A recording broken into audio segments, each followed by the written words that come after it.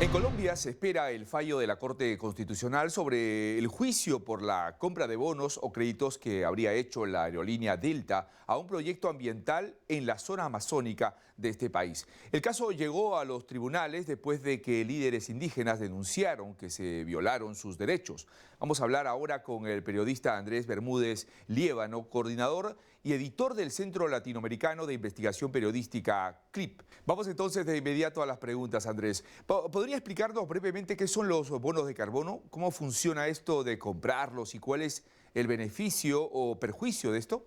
Bueno, los bonos de carbono o créditos de carbono son una solución climática que se originó hace más o menos una década y que tiene varias formas distintas, una de las cuales son los proyectos RED, que básicamente lo que hacen es enlazar una comunidad local que hace un esfuerzo de conservación con una empresa que necesita compensar su uso de combustibles fósiles. Entonces, básicamente la segunda le paga, le compra el bono a la primera y por lo tanto financia su actividad de conservación y por lo tanto puede decir que su huella ambiental es más baja. ¿Por qué América Latina es un mercado atractivo para esto de los créditos de carbono? América Latina es una de las regiones del mundo que tiene mayor cobertura de bosques y por lo tanto, por supuesto, es una de las grandes aliadas en la lucha contra el cambio climático. De hecho, al punto que la mayor contribución que puede hacer América Latina a mitigar el cambio climático es justamente mantener esos bosques en pie. Solamente Colombia, donde yo vivo, tiene un área de bosques del tamaño de Ucrania. Eso les da a ustedes una dimensión de la cantidad de ecosistemas tan estratégicos que albergamos. Bueno, por supuesto, la Amazonía es el bosque de esos más conocido y más grande, pero como este, ustedes encuentran en toda la región ese número de bosques y ese es el tipo de lugares donde están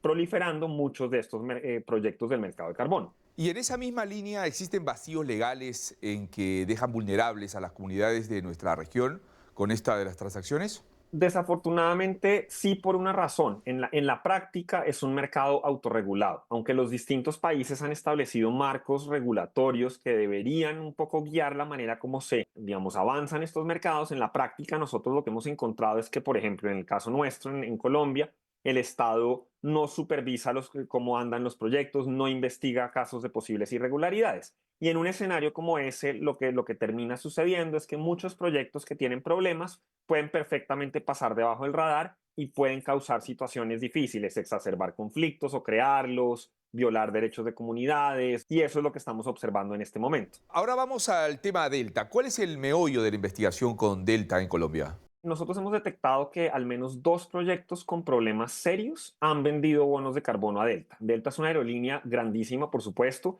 que tiene un plan de sostenibilidad que de hecho ellos quieren ser la primera aerolínea de Estados Unidos que es carbono neutral y dentro de esa estrategia ambiental de ellos, junto con tener aviones más eficientes en el uso de gasolina, usar combustibles fósiles más eficientes, ellos tenían al menos hasta el año pasado el otro puntal que era comprar créditos de carbonos a proyectos como los que hemos hablado en bosques como los que tiene América Latina.